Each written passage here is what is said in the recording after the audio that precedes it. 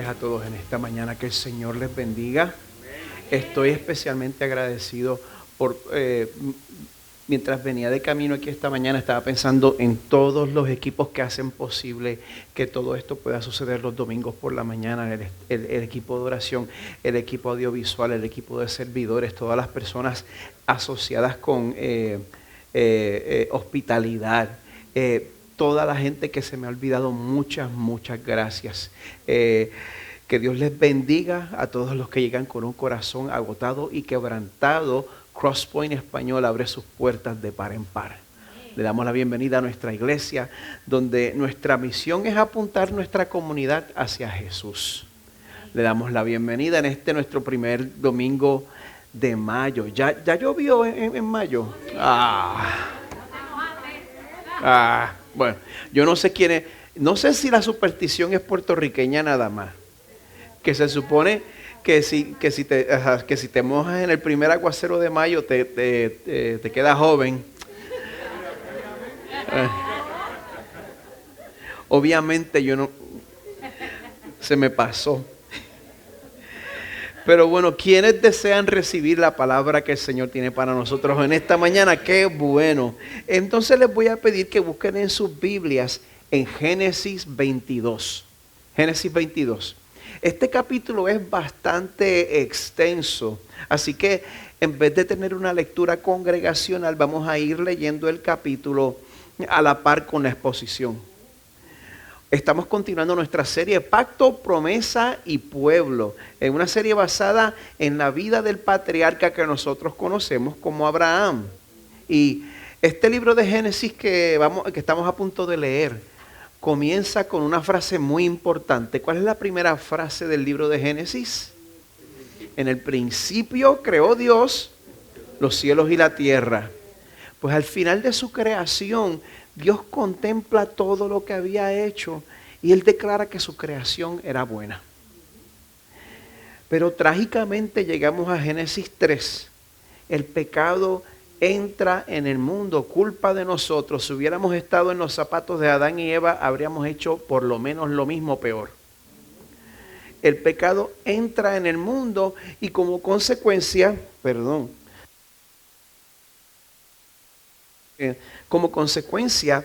la relación entre Dios y la humanidad, que antes era una relación íntima, una relación directa, ahora es quebrantada permanentemente. Usted sabe que eso es verdad. Yo sé que eso es verdad. En el fondo de nuestro corazón nosotros sabemos que Dios es grande, Dios es bueno, Dios es perfecto y nosotros somos pecadores y eso nos pone a distancia de Él. Y nosotros sabemos en el fondo de nuestro corazón que nuestra relación con Dios necesita ser restaurada. Usted sabe eso. Así que en medio de todo lo que está sucediendo, Dios está confrontando a Adán y Eva con lo que han hecho. Hemos caído en el pecado. Dios está dictando su veredicto y su sentencia. Pero en medio de todo eso, Dios también anuncia una promesa que nadie se esperaba. En Génesis 3:15, Dios le dice a la serpiente que había tentado a la mujer a pecar, le dice que la descendencia de esa misma mujer le iba a aplastar la cabeza. Y bueno, aunque el pecado lo había corrompido todo y lo ha corrompido todo, Dios se compromete a enviar un Salvador que va a hacer todas las cosas nuevas.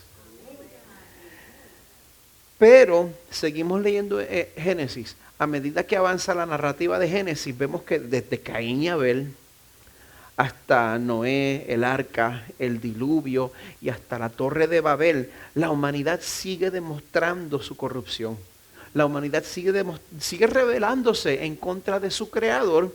Y entonces en medio de todo este fracaso humano, en Génesis 12, Dios llama a Abraham y establece un pacto con él. Pero este pacto es diferente. ¿Sabe cómo lo es? Este pacto tiene algo en particular, porque es un pacto que no está basado ni en el mérito de Abraham, ni en el desempeño de Abraham. Es un pacto basado en que Dios toma la iniciativa y en que Él es fiel a este pacto hasta el final. Pues si usted ha seguido esta serie desde el principio, usted sabe que en los momentos de pruebas, qué bueno que este pacto no estaba basado en la fidelidad de Abraham, porque en los momentos de problemas, pues la fe de Abraham no ha salido perfecta, ¿verdad que no? Abraham miente sobre su esposa 2 veces, la pone en peligro. Abraham trata de ayudar a Dios a cumplir su promesa a través de las malas ocurrencias que tuvo con su esposa. Este Abraham, a quien nosotros conocemos como el padre de la fe, pues en muchas ocasiones duda.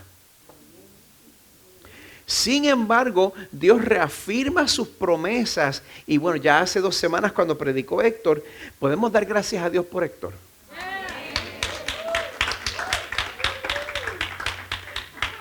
Hace 2 semanas vimos que Dios ya estaba estableciendo la descendencia de la mujer que él había prometido y lo hizo de la manera más milagrosa posible. Le da un hijo a Abraham y Sara, Abraham teniendo unos 100 años y Sara teniendo unos 90 años. Amada iglesia, Dios es grande, ¿verdad que sí? Bien.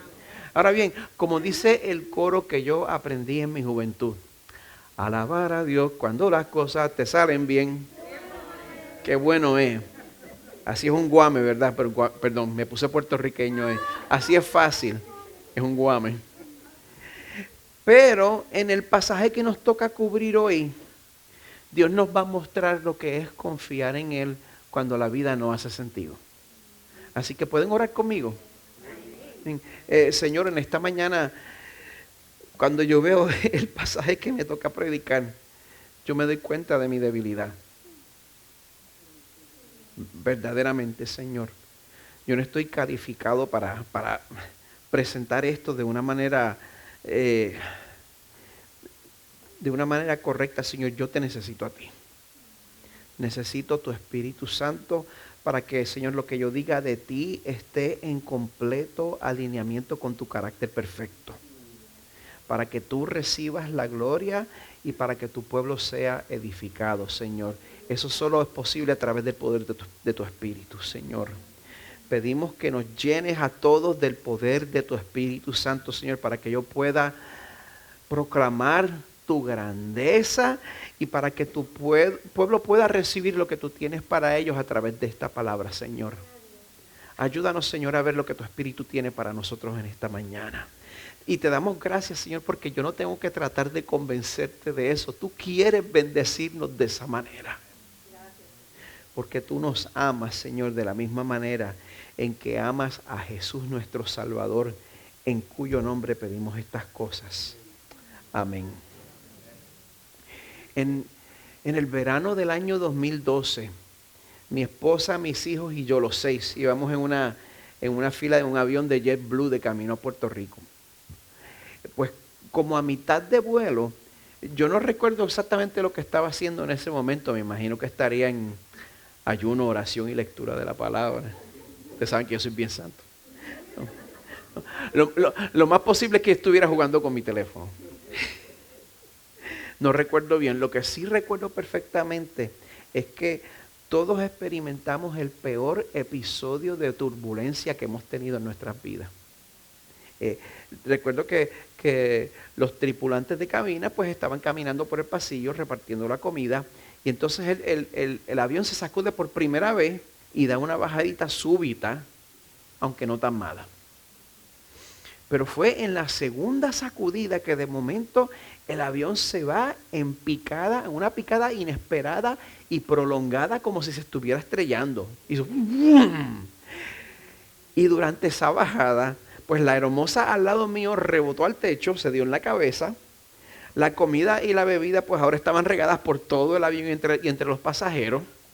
Y cuando la pobre aeromoza cae de nuevo, ella se abraza al asiento de uno de los pasajeros con una expresión de terror en su cara. Y mientras tanto el capitán está hablando por el intercom con la voz alterada: abróchense los cinturones, abróchense los cinturones. No estoy exagerando. Por lo menos se sintió similar contigo. Bueno, créanle a Carmen. Pues en ese momento el teléfono pues ya no me interesaba tanto. Perdón, ¿verdad? Sí. enfoqué mi atención en asegurarme pues que mi cinturón y los cinturones de mis familiares estuvieran abrochados. Ahora, en medio de todo eso, ¿usted se imagina lo absurdo que hubiera sido si en medio de todo ese caos yo me quito el cinturón, yo me arrastro hacia la cabina, toco la puerta de la cabina y entonces le ofrezco a los pilotos sugerencias sobre cómo sacar el avión de la picada? Es absurdo. Por buena que fuera mi intención, en esa situación los pilotos son los que tienen el entrenamiento para lograr que el avión se recupere. ¿Verdad que sí? No es Miguel Medina, no son mis años de seminario ni de experiencia, son los pilotos. Pues como pueden ver en esta mañana, gracias al Señor, todos salimos sanos y salvos de ese percance, gracias a la habilidad experta de esos pilotos. Sin embargo, cuando nosotros pasamos momentos difíciles, cuando nosotros pasamos momentos fuera de nuestro control y se siente como si nuestras vidas estuvieran yéndose en picada, muchas veces en vez de abrocharnos los cinturones y dejarle el trabajo al Dios que sabe lo que está haciendo, nosotros queremos invadir la cabina. Queremos sacar al piloto y queremos sentarnos en los controles, a pesar de que en verdad nosotros no sabríamos ni por dónde empezar. En Génesis 22 vamos a ver que Abraham entra en una turbulencia que él no podía entender y que él no podía controlar. Dios le pide algo imposible de comprender. Pero aquí la pregunta no es si Abraham entiende la situación. Aquí la pregunta es si Abraham confía en el Dios que ya ha demostrado que es fiel. La pregunta no es si Abraham entiende la situación, la pregunta es si Abraham confía en el Dios que ya había demostrado que era fiel. Porque, mire, la confianza en Dios no es para cuando el vuelo está tranquilo, estamos a 39,000 pies y los cielos están despejados. La confianza en Dios es precisamente para cuando hay turbulencia y la visibilidad es cero. Por eso el pasaje de hoy nos va a enseñar algo muy importante. Tu futuro se siente incierto. Tus circunstancias se sienten fuera de control. Pues mira, cuando tú no entiendas los caminos de Dios, confía en su carácter.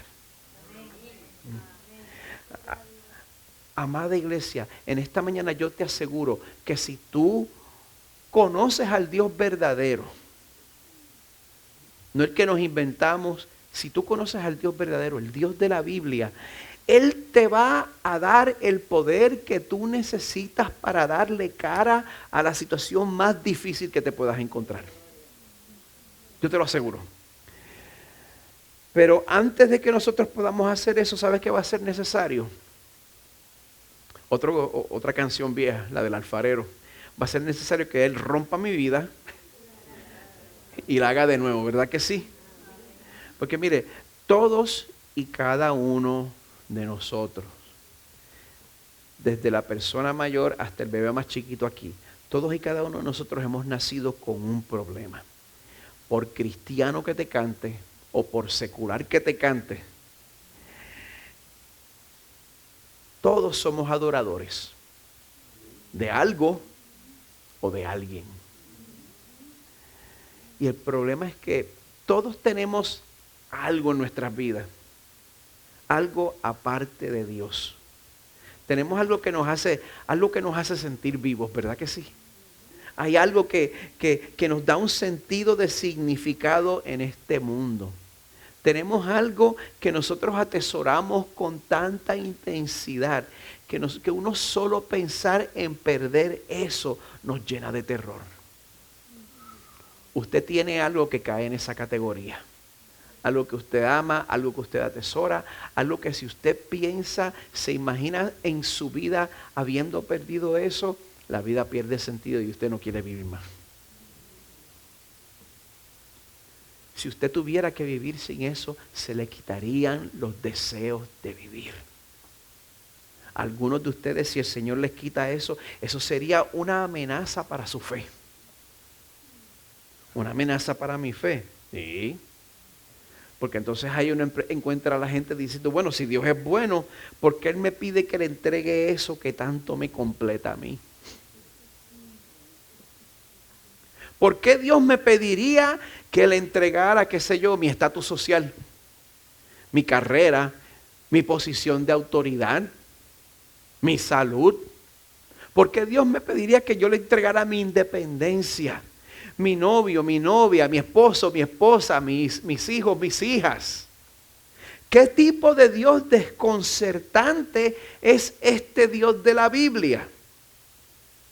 Gracias por preguntar. Porque lo primero que nosotros encontramos en Génesis 22 es que Dios es un Dios que pide. Encontramos un Dios que exige de nosotros lo que nosotros menos queremos rendirle. Vamos a comenzar en el verso 1.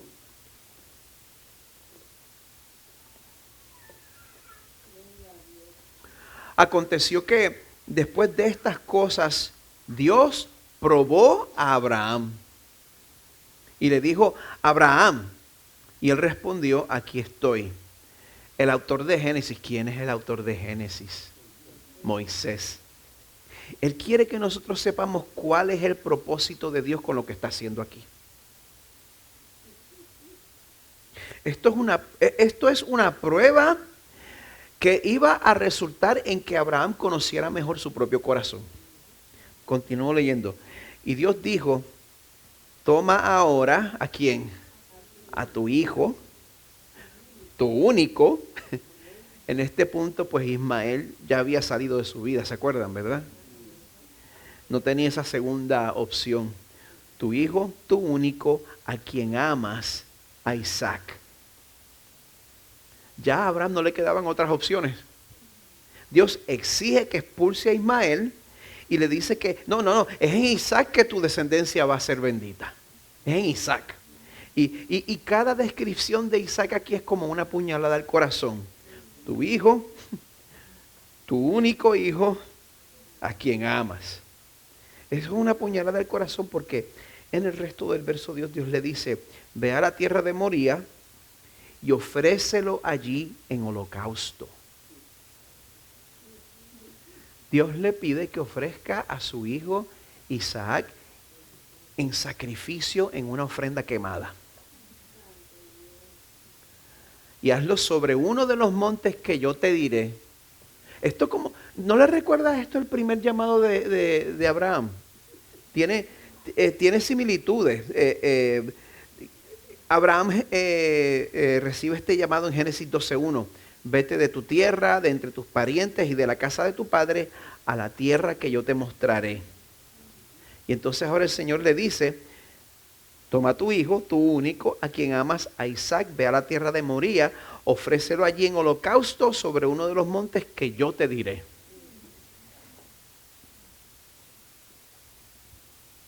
Ahora, a pesar de las similitudes, una cosa es que Dios te llame a salir de la tierra donde naciste, pero ofrecer tu hijo al Señor como sacrificio en ofrenda quemada, pues ya eso es un asunto diferente, ¿verdad que sí?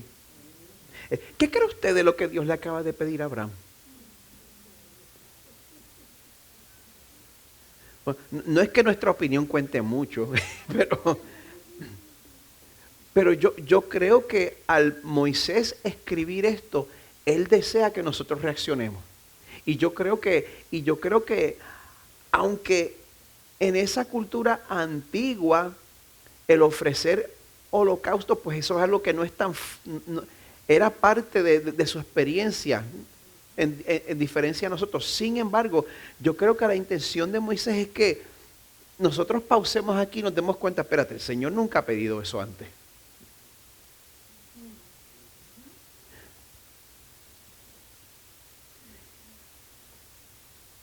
Esto debe ser un shock para cualquier lector. Yo creo que el lenguaje que usa pues tiene el propósito de provocar este tipo de respuesta en nosotros. Pero si nosotros nos vamos a perturbar por lo que Dios le está pidiendo a Abraham, Yo le invito a que usted se perturbe por la razón correcta.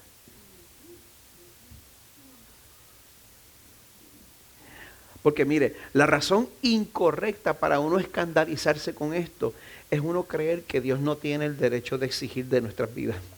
Es creer que Dios no tiene el derecho de reclamar nuestras mismas almas. Si usted cree que Dios no tiene ese derecho, pues usted se va a escandalizar cuando lea esto, pero no por la razón correcta. Mira, si esa es tu opinión, si tú crees que Dios no tiene el derecho de exigir tu vida, si tú crees que Dios no tiene el derecho de reclamar tu alma, por favor, dame la oportunidad de mostrarte las cosas desde el punto de vista de Dios. ¿Puedo mostrarte las cosas desde el piloto que está en la cabina? Sí. Número uno, ¿tú te hiciste a ti mismo? Nosotros no somos creación propia. Nosotros somos creación de Dios. ¿Y sabes qué quiere decir eso? Que tú eres propiedad de Él. A mí me encanta, yo todo, por alguna razón u otra, todos los domingos yo termino citando el Salmo 24 aquí. De Jehová es la tierra y su plenitud, el mundo y los que en él habitan. ¿Por qué? Porque Él la fundó sobre los mares y la afirmó sobre los ríos.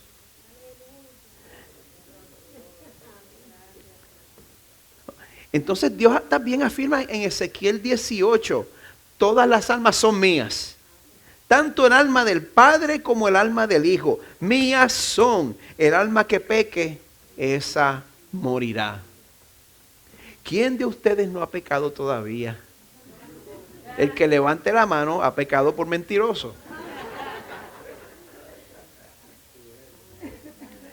Mire, como usted, el pecado de los seres humanos a la luz de la perfección y la santidad de Dios nos hace merecedores de la muerte.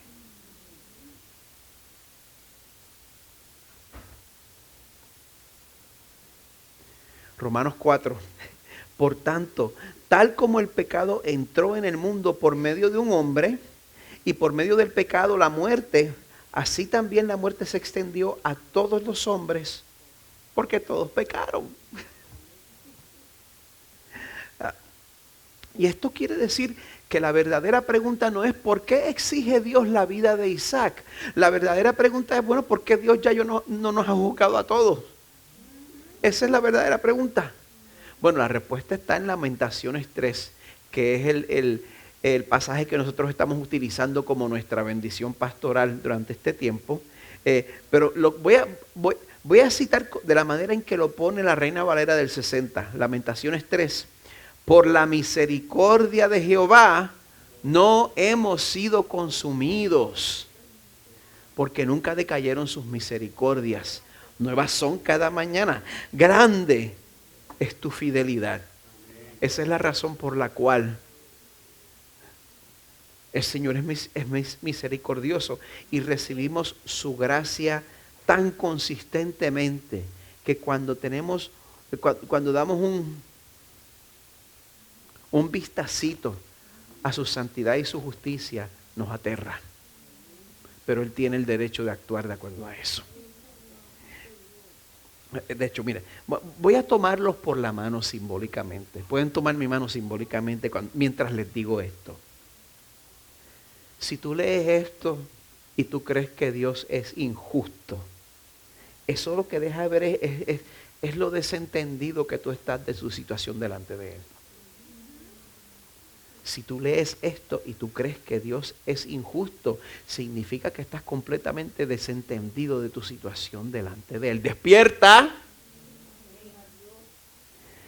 Pues mire, cuando Dios exige a Isaac, Él no está tomando algo que no le pertenece. Isaac ya era de Dios. Abraham era de Dios. ¿Tú sabes quién más era de Dios? Es de Dios. ¿Tú? Así que si este pasaje nos incomoda, si este pasaje nos perturba, que sea por la razón correcta. La razón correcta es el pacto que Dios había hecho con Abraham. Es por eso que nos debe perturbar.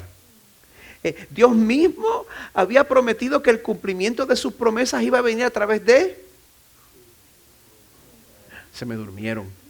Dios había prometido que el cumplimiento de sus promesas iba a venir a través de... Uh-huh. Por eso, lo desconcertante es que este mandato de Dios parece que va en contra de lo que él mismo había dicho. Pues ahí es donde está la tensión real.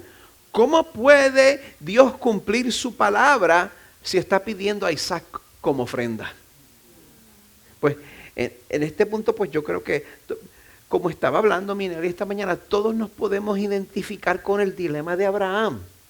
Todos pensamos, ¿cómo me sentiría yo si el Señor me pidiera eso? Y ahora, cuando usted lee esto, es interesante notar que el relato, ¿sabes qué nos dice sobre los sentimientos de Abraham a través de esto? Nada. No nos dice nada sobre los sentimientos de Abraham. Lo único que el relato nos muestra es que Abraham obedece pronta y minuciosamente. Versos 3 al 6. Abraham se levantó muy de mañana, aparejó su asno y tomó con él a 2 de sus criados y a su hijo Isaac. También partió leña para el holocausto, se levantó y fue al lugar que Dios le había dicho. Al tercer día alzó Abraham los ojos y vio el lugar de lejos. Entonces Abraham dijo a sus criados, quédense aquí con el asno, yo y el muchacho iremos hasta allá. Adoraremos y volveremos a ustedes. Tomó Abraham la leña del holocausto y la puso sobre Isaac su hijo, y tomó en su mano el fuego y el cuchillo, y los 2 iban juntos. Ahora, dicho eso, el relato no nos dice nada sobre los sentimientos de Abraham, pero yo estoy seguro, el conflicto interno que Abraham estaba teniendo a lo largo de todos estos días, como dijo Minelia. ¿Alguna vez Dios te ha pedido que le rindas algo que tú no puedes entender?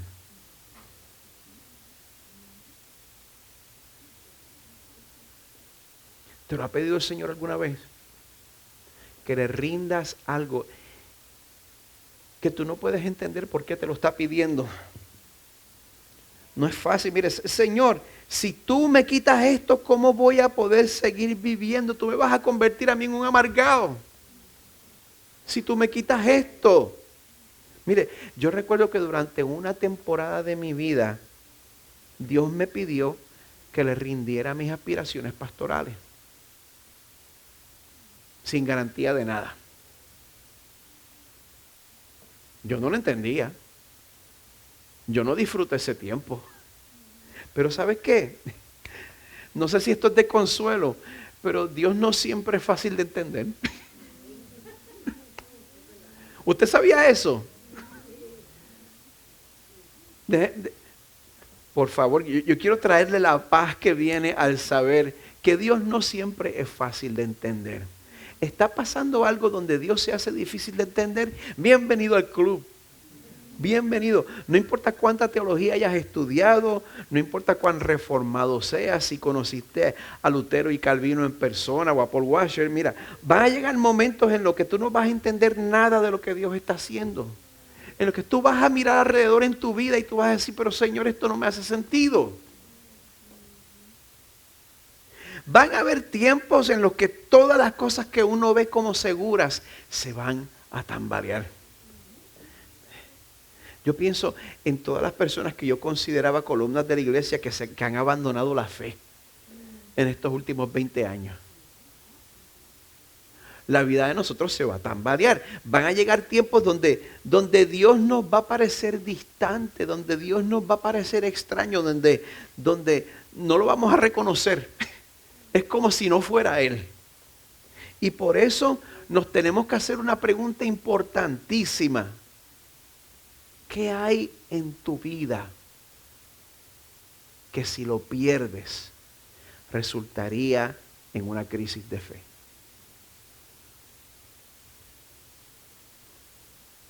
que hay en tu vida que si tú lo pierdes, terminarías cuestionándote si Dios es real.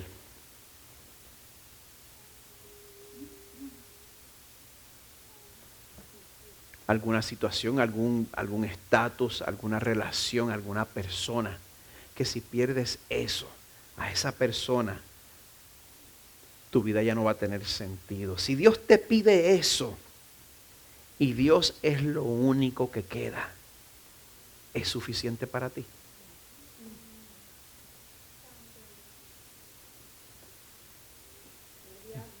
A pesar de las diferencias que yo tengo con el pastor Rick Warren, él tiene una cita excelente. Dice, nunca sabrás que Dios es lo único que necesitas hasta que Él sea lo único que te quede.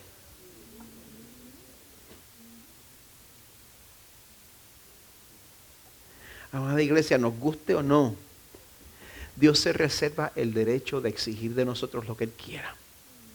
Él es un Dios que pide. Pero también es un Dios que transforma a los que son parte de su pueblo. Y aquí, a pesar de lo difícil que tiene que haber sido esta situación, parece que Abraham había aprendido sus lecciones en este momento. En el verso 7 se están acercando al lugar del sacrificio y entonces vemos la única conversación que hay en la Biblia entre Abraham e Isaac, para que sepa eso. Isaac habló a su padre, Padre mío, y él respondió, aquí estoy, hijo mío. Aquí están el fuego y la leña, dijo Isaac, pero ¿dónde está el cordero para el holocausto?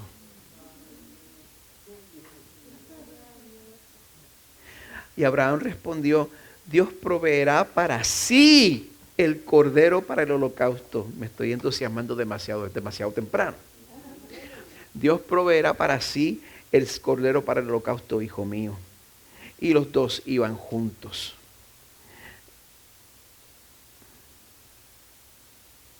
Si nosotros nos podemos especular en medio de esta conversación, pues por supuesto, el conflicto interno que Abraham estaba pasando, ninguno de nosotros nos lo podemos imaginar.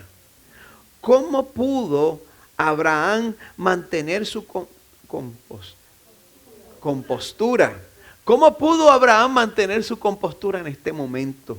A través de estos 3 días. Lo bueno es que la Biblia responde esta pregunta con claridad. En Hebreos 11 dice, por la fe Abraham, cuando fue probado, ofreció a Isaac, y el que había recibido las promesas, ofrecía a su único hijo. Fue a él quien se le dijo, en Isaac te será llamada descendencia. Pero ¿sabe qué? Él consideró que Dios era poderoso para levantar aún de entre los muertos.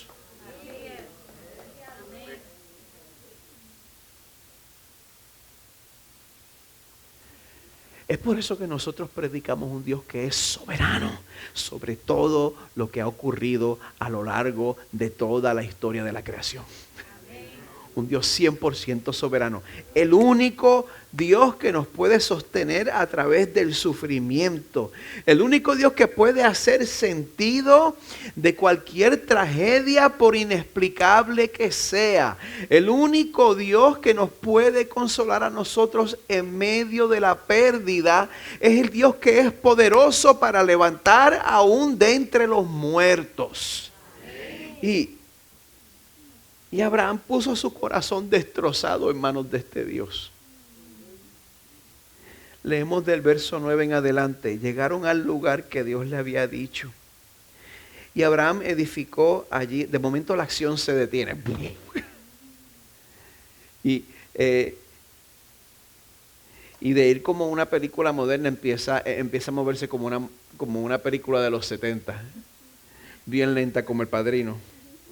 Llegaron al lugar que Dios le había dicho, y Abraham edificó allí el altar, arregló la leña, ató a su hijo Isaac y lo puso en el altar sobre la leña.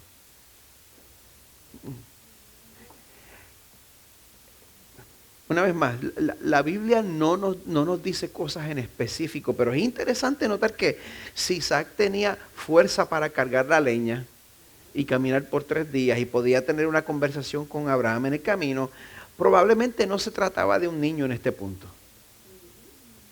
Probablemente por lo menos era adolescente. Sin embargo, el texto nos sugiere que Isaac permite que su padre lo ponga en esta situación. Verso 10.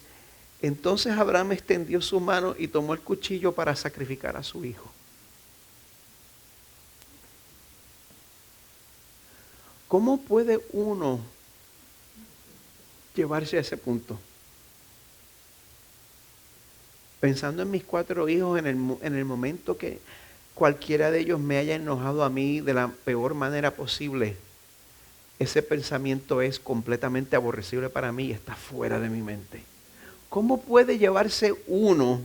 ¿Cómo tú puedes obligarte a realizar un acto que cada fibra de tu ser te está rogando que no hagas? ¿Cómo puede uno hacer eso? La única manera es que tú estés absolutamente convencido de que es lo correcto. Es la única manera. Quien en vida fuera el teólogo Derek Kidner, él escribe en su comentario de Génesis, la respuesta de Abraham combina una certeza absoluta respecto a Dios con una apertura total en cuanto a los detalles. En otras palabras, Abraham está seguro de Dios, aunque no esté seguro del método de Dios. ¿Qué yo sé sobre el Señor? Yo sé que Él es bueno, yo sé que Él es fiel, yo sé que Él es sabio, yo sé que Él se va a encargar de los detalles, yo sé que Él es el piloto en la cabina. Con todo y eso, esto tiene que haber sido una agonía para Abraham. Pues mire, es por eso que a nosotros nos conviene vivir una vida de sometimiento al Señor. Es por eso que a usted le conviene. Porque si nosotros no tenemos experiencia mortificando nuestro pecado y entonces Dios nos pide algo muy cerca de nuestros corazones. Mire, en las palabras de Tim Keller, a veces la voluntad de Dios que es buena para usted se va a sentir como si Dios te estuviera matando. Así que, ¿cuándo es bueno empezarse a someter al Señor? Ahora. Ahora. Así que mira, ¿tú conoces a Dios? Te lo pregunto. ¿Conoces a Dios? ¿Amas a Dios lo suficiente como para seguir sus caminos por difícil que sea? Dios tiene poder para transformarnos en el tipo de persona que vive de esa manera. Dios es un Dios que transforma. Y cuando nosotros nos confiamos a Dios, entonces Él provee todo lo que necesitamos. Del verso 11 en adelante, en el momento en que Abraham está listo para ofrecer a Isaac en sacrificio, dice que el ángel del Señor, ¿quién es el ángel del Señor? Dios mismo interviene. Lo llamó desde el cielo y dijo: Abraham, Abraham. Y él respondió: aquí estoy. El ángel dijo: no extiendas tu mano contra el muchacho ni le hagas nada, porque ahora sé, este es Dios hablando, ahora sé que temes a Dios, ya que no me has rehusado tu hijo, tu único. Pensando de una manera un poquito crítica en cuanto al texto, ¿usted cree que en ese momento Dios supo algo que antes no sabía?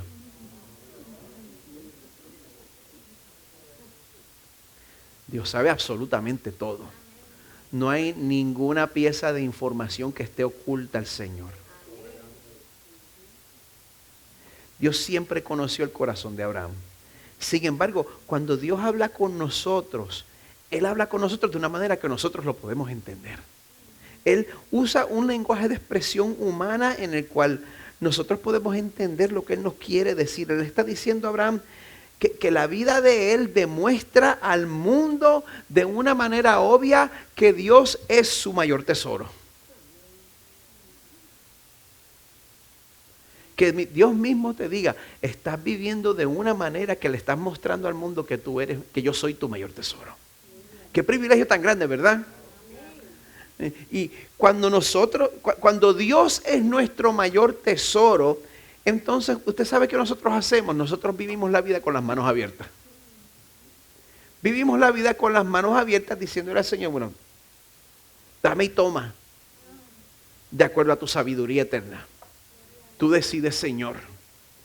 Y esa entrega le demuestra al mundo que nosotros tememos a Dios. Lo que hizo Abraham demostró que él teme a Dios. Y cuando tú te entregas de esa manera al Señor y vives con tus manos abiertas para que Él ponga y quite como Él desee, tú le demuestras al mundo que temes al Señor. Ahora, si tienes falta de entrega, es falta de temor a Dios.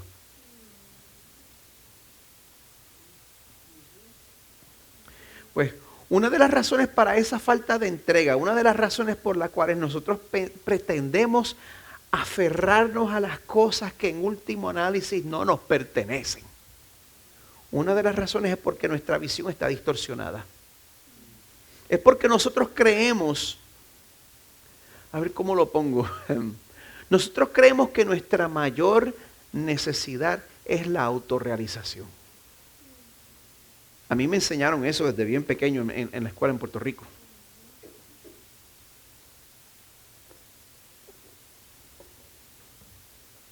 En el 8º o 9º grado, en vez de un semestre entero, nos quitaron estudios sociales y nos pusieron valores y autorrealización.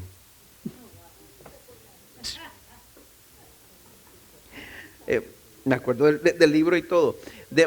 De manera que nosotros terminamos pensando que nuestra mayor necesidad es la autorrealización. Nosotros creemos que la única manera en que nuestras vidas van a hallar significado va a ser a través de lograr todas esas cosas que yo les mencioné al principio. El estatus social, la carrera, la posición de autoridad. ¿Usted se acuerda de el estatus que era uno tener un Homer hace 20 años? A mí me encantaban esos Homer grandes.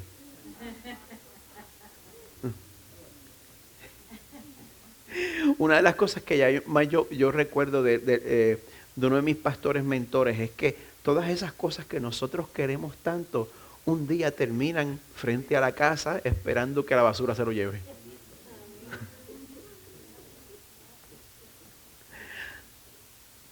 Más que nada queremos estatus social, carrera, posición de autoridad, queremos salud, queremos rebajar la panza, queremos independencia, novio, novia, esposo, esposa, hijos, hijas.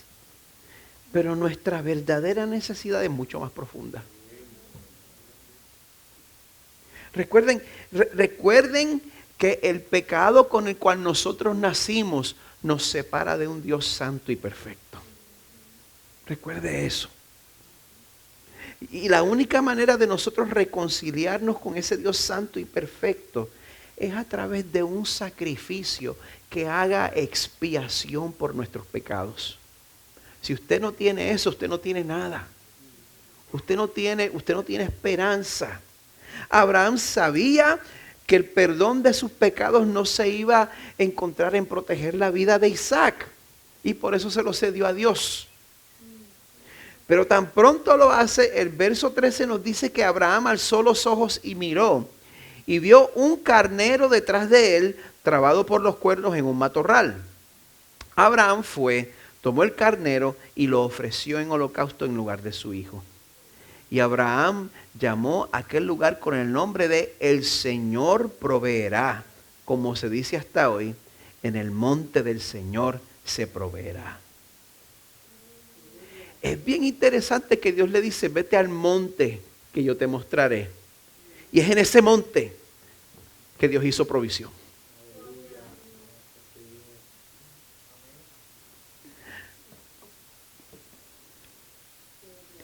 Y también cuando Abraham le dice a Isaac, Dios proveerá para sí el cordero para el holocausto.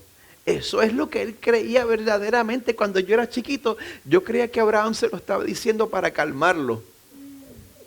Y que el Señor lo sorprendió. Pero Abraham verdaderamente lo creía. Y Abraham se da cuenta de que la necesidad más profunda que él tenía solo podía ser provista por Dios mismo. Y la necesidad más profunda que usted tiene solo puede ser provista por Dios mismo. Mire, nosotros hemos tomado esa frase, Dios proveerá, y la hemos distorsionado para que signifique Dios está obligado a complacer todos mis caprichos y antojos. Pero la frase, en el monte del Señor se proveerá, eso significa que no hay capricho y no hay chuchería que pueda satisfacer la necesidad más profunda y seria que nosotros tenemos. Es solo a través de Jesucristo. ¿Qué preguntó Isaac? ¿Dónde está el cordero para el sacrificio? ¿Qué dijo Juan el Bautista? He aquí el cordero de Dios que quita el pecado del mundo. Dios provee lo que en verdad necesitamos. De hecho, no voy a pasar mucho tiempo aquí. Si ustedes leen los versos 15 al 24, ustedes van a ver que a la hora de proveer, Dios sobrepasa lo que nosotros necesitamos. Él provee tanto para nosotros como para las generaciones subsecuentes. Voy a obviar esa sección porque yo quiero dedicar mi tiempo a que nosotros entendamos algo muy importante. Ojalá yo tuviera la habilidad que tiene mucha gente de hacer más de una cosa a la vez, pero cuando yo trato de hacer dos cosas a la vez hago las dos mal. Ya encontré lo que estaba buscando. O lo encontré. Ahí, gracias Señor. Dios es poderoso. Mire, si usted entiende este pasaje de una manera horizontal, de una manera lineal, usted va a estar cometiendo un error. Si usted está mirando este pasaje y usted juzga que esto quiere decir que si obedeces a Dios, Él te va a dar lo que tú quieres. Si lo entendemos de esa manera, vamos a cometer un error. El nombre del monte no es en el monte del Señor yo obedecí.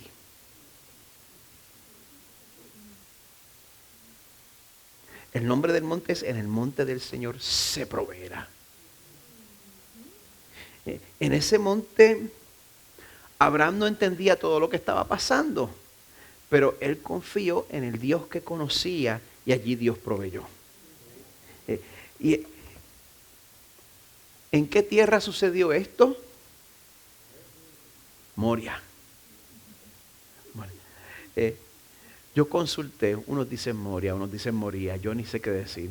Y otros dicen Moria con acento en la A. Bueno, si en hebreo es Mem y termina con G, es Moria. Pero bueno, estoy mirando a Carmen para que me ayude, ella no me quiere ayudar. ¿Está bien? Ah, bueno, Moguía. Pues, si Carmen lo dice así es que... No. Pues, esto sucedió en el monte Moría. Pues mire, siglos después, ¿usted sabe qué pasó en ese monte? En Segunda de Crónicas 3, se construye, Salomón edifica el templo. ¿Qué sucedía en ese templo? El pueblo ofrecía sacrificios continuamente en el monte del Señor. Más adelante, no es precisamente esa misma región, pero se considera Moría como el monte del Señor. Y en Jerusalén, en esa región, en el Gólgota, Dios hizo la provisión definitiva. El Señor envió a su Hijo en nuestro lugar, el Cordero de Dios que quita el pecado del mundo. Lo que comienza como una figura en Génesis, pues se cumple en la cruz. Así que mira, cuando tú no entiendas lo que Dios está haciendo, cuando cosas estén pasando en tu vida y no te hagan sentido, y tú estés pensando, pero Señor, pero yo estoy haciendo lo que se supone que esté haciendo, Señor, dame un breakcito. Un día que las cosas me vayan bien, te lo voy a agradecer. Cuando tu vida esté así, cuando el camino se sienta oscuro, cuando parece que las cosas contradicen lo que tú crees sobre Dios, recuerda que la luz de la cruz está detrás de ti. No estás caminando en oscuridad. Y yo quiero que eso nos dé la confianza que necesitamos porque cuando nosotros nos sentimos solos y nos sentimos desamparados, pues entonces nosotros salimos corriendo a todas esas cosas que nos consuelan y que quieren llevarse el lugar de Dios de tu vida. Pues mira, vamos a recordar que el Señor ya ha demostrado su amor por nosotros más allá de toda duda a través de la cruz. Ya lo hizo. Así que podemos poner a un lado las cosas que quieren tomar el lugar de Dios y vivir para Él con integridad de corazón, con sinceridad.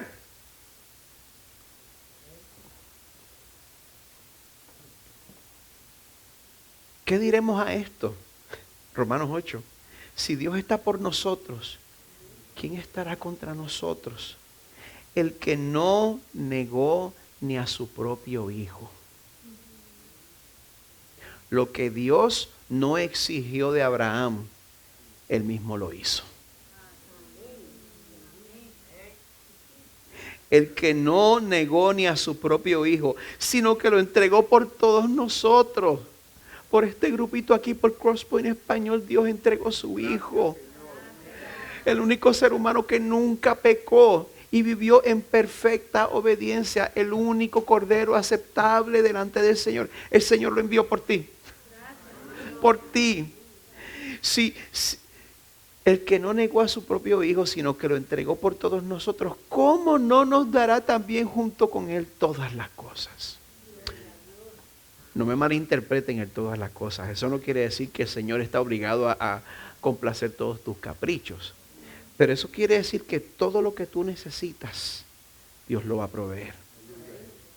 Y todo lo que tú necesitas para vivir en obediencia al Señor, el Señor te lo va a dar. Nunca tenemos excusa para pecar. Nunca.